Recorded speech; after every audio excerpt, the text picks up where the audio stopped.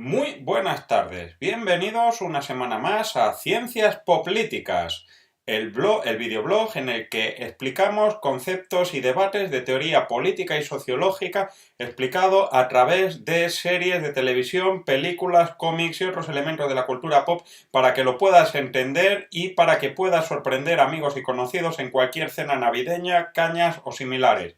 Esta semana vamos a hablar de una de mis series favoritas y con diferencia mi anime favorito, y aquí tenéis la primera pista, que es la camiseta de Full Metal Alchemist. Anime y manga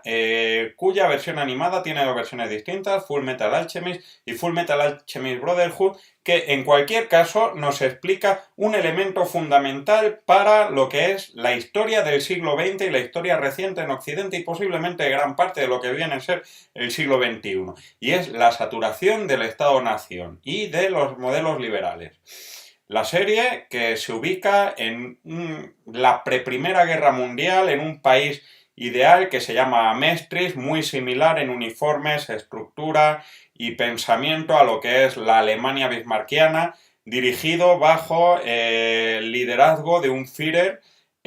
muy parecido filosóficamente a lo que sería Otto von Bismarck, aunque aquí no se parece estéticamente y se llama Führer King Bradley, y que cuenta las aventuras de dos hermanos, los hermanos Edward y Alphonse Elric, para recuperar su cuerpo perdido en el intento de resucitar a su madre fallecida por una enfermedad. Pues bien, más allá de contar la serie, que desde luego os recomiendo, especialmente la versión más moderna, Full Metal Alchemist Brotherhood, la más fiel al manga, lo que viene a contarnos es un poco lo que pasó en Europa desde más o menos 1875, final de la Guerra Franco-Prusiana, hasta la víspera de la Primera Guerra Mundial, que es la saturación del modelo del Estado-nación liberal, que luego tendrá consecuencias que nos llevarán de una manera o de otra a la Segunda Guerra Mundial. Las dos series, curiosamente, muestran una idea muy diferenciada, pero muy completa, una por un lado y otra por otro, de cuál era la situación europea a principios del siglo XX y cómo se pudo llegar a la situación de lo que fue posiblemente la guerra más destructiva, posiblemente más que la Segunda Guerra Mundial, que fue la Primera Guerra Mundial. ¿De qué habla Full Metal Alchemist en términos sociológicos? Pues bien, la primera serie que se hizo, muy despegada del manga, que es Full Metal Alchemist, punto, habla o trata de manera muy detallada lo que es la pobreza de todo un país, de todas las zonas que rodean la gran capital, la ciudad central de Amestris, de cómo la revolución industrial y el desarrollo de las fábricas y la urbanización había empobrecido enormemente a la sociedad rural, que había sido uno de los fundamentos del romanticismo sobre el que se había construido la Europa en la primavera de los pueblos. Todas estas ideas del campo, de los Alpes, de la Francia rural, etcétera, que había sido tan importante para afianzar los ideales románticos que llevaron al desarrollo de las naciones a finales del siglo XIX especialmente, estaban absolutamente empobrecidas tras un desarrollo industrial enorme que había atraído a miles de personas a las ciudades y que había dejado gran parte de los campos sin trabajar y sin labrar.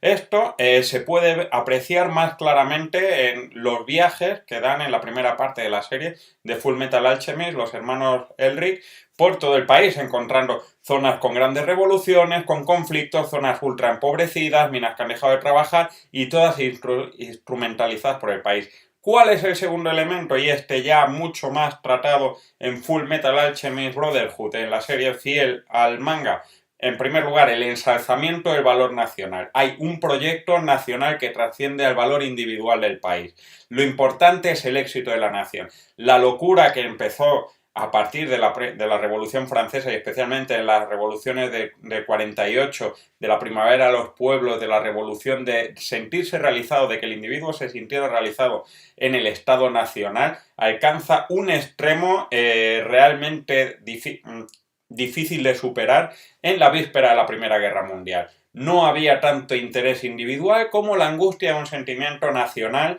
y la realización de un sentimiento nacional que pasaba por encima de los sentimientos individuales. Este sentimiento nacional viene acompañado de otro elemento importante y fundamental para entender la Primera Guerra Mundial, que es la unidad étnico-religiosa, que vemos también con el tema de la matanza de los ishibalitas en las distintas revoluciones, en Amestres, en el manga, con el motivo de intentar acabar con una población de una etnia, con una religión distinta, no muy distinto al tratamiento que fue la relación entre los turcos y los armenios, el llamado genocidio armenio en la Primera Guerra Mundial, de la unificación territorial de Alemania que culmina Bismarck, o de la disgregación del último imperio que había sido realmente multicultural, multiétnico y multirreligioso que quedaba en Europa, que era el Imperio Austrohúngaro. ¿Cómo empieza la Primera Guerra Mundial? Pues precisamente cuando una etnia minoritaria, los eslavos, los yugoslavos, precisamente atacan al emperador, al heredero, al archiduque Francisco Fernando, Franz Ferdinand, porque no pueden soportar el yugo de una minoría étnica o de una religión que no es la suya. Hay una integración, una identificación perfecta entre religión, etnia y país. Y esto es un elemento que trata mucho, que explica gran parte de los tramas y de los misterios y de los traumas que recorren a los personajes de esta serie, ¿no? Cómo se hace un exterminio de esas minorías étnicas, se les expulsa y se les convierte en una minoría a perseguir a lo largo de todo el país.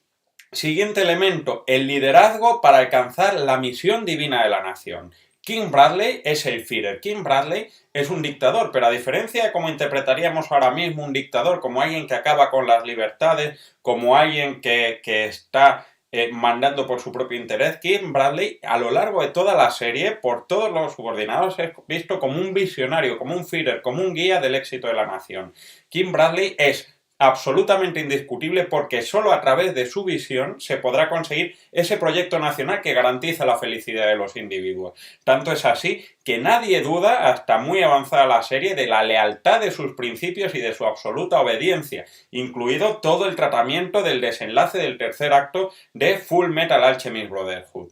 Esta visión es un poco lo que nos encontramos especialmente en los países de la Triple Entente, de la que unía a Austria-Hungría con Alemania y con Turquía, y que precisamente tenía un aspecto más imperial, más visionario que las democracias liberales, aunque tampoco pensemos que gente como Clemenceau era visto mucho menos como un líder del país, como un gran padre que podía guiar a Francia en su momento, y lo nuestro nos costó en el Acuerdo de Versalles. Esta visión divina se vuelca en un último punto fundamental para explicar todo esto y que se trata también de manera muy interesante y muy clara en Fullmetal Alchemist Brotherhood, que es la instrumentalización de la sociedad y de las personas en el proyecto de la nación. Las personas no son importantes en este esquema de visión de las cosas. Aquí lo importante es la nación. Los soldados son simplemente materia para hacer una guerra masiva. Pensemos qué es lo que supuso finalmente la Primera Guerra Mundial. La primera gran movilización de personas de todo tipo, estrato social, no eran carreras, no eran militares, profesionales, de una manera masiva en trincheras durante años dispuestos a morir sin apenas posibilidad de avanzar, un estancamiento, porque a fin de cuentas no había una demanda, no había presiones pacifistas, no había gente diciendo acabemos con la guerra porque no sé qué, bueno, puede que lo hubiera, pero no era un movimiento tan masivo, tanto es así que es una guerra que dura 4 años en una situación prácticamente de estancamiento entre lo que es Alemania y Francia, especialmente con el frente de Verdún.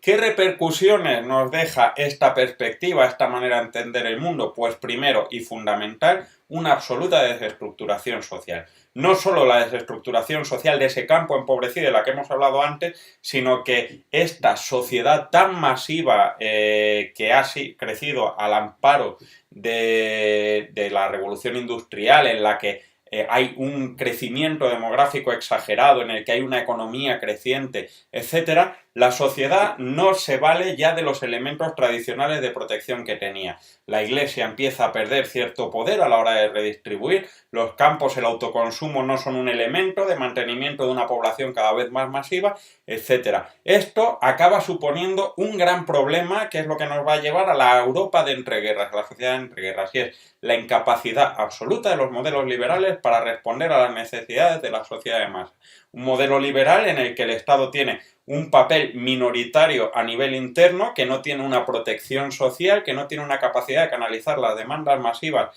de toda esa sociedad empobrecida en gran medida, no tiene capacidad de de satisfacer esas necesidades. ¿A qué nos lleva esto? Nos lleva a una deslegitimación, una revolución antiliberal de una manera o de otra en la Europa de entreguerras. Es lo que Eric Nolte, el historiador, llama la guerra civil europea. Hay colectivos que ponen en duda directamente la sociedad liberal, bien sea por un lado por el ala izquierda los movimientos comunistas, socialistas, etcétera, pero por el otro lado, otro movimiento ultraliberal es precisamente el fascismo. ¿Qué es lo que están diciendo? Esta democracia liberal os está dejando abandonados, os está totalmente destruyendo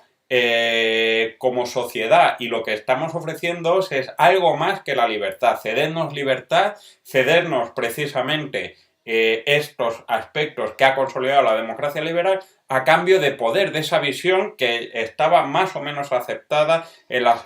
democracias o en las sociedades que habían surgido a raíz del nacionalismo del siglo XIX. ¿Qué es lo que tenemos? Pues tenemos una aceptación de movimientos totalitarios antiliberales que de una manera o de otra nos acabarán llevando a lo que sería la Segunda Guerra Mundial, ante la incapacidad de los modelos liberales, de la democracia liberal que se había fraguado a raíz del siglo XIX y que en este momento, en la Primera Guerra Mundial, paradójicamente alcanza su culmen histórico, porque a partir de ahí va hacia abajo, nos acaba llevando a precisamente la Segunda Guerra Mundial y a la necesidad de buscar otro modelo que acabará siendo el Estado social, el Estado del bienestar, etcétera, y del que posiblemente hablaremos en otro capítulo. Bueno, pues esto ha sido todo. Espero poder grabar la semana que viene. Si queréis algún tema, alguna idea, algún planteamiento, decídmelo y yo estaré encantado de ver cómo puedo explicar, cómo puedo asociar a alguna cosa que sea chula para que podamos aprender todos. Bueno, muchas gracias y hasta luego.